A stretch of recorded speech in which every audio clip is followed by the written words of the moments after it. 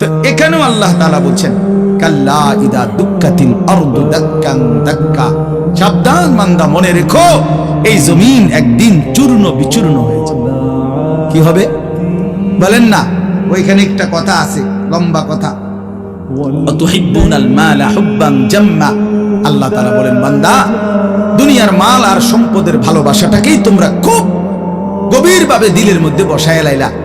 তবে মনে রাখো, দুনিয়াকে তুমি যত ভালোবাসো, যত মজবুত করো, যত বিল্ডিং, যত ফাইলিং, যত মজবুতই হোক না কেন, এটাই মনে রাখো, আমি আল্লাহ এই জমিন, এই সৃষ্টি একদিন ভেঙ্গে চুরে তছনছ করে ফেলব, চূর্ণ বিচূর্ণ হয়ে যাবে। কাল্লা ইদা দুক্কাতিল আরদু দাক্কান দাক্কা। এরপরে হাসরের মাঠ কায়েম হবে।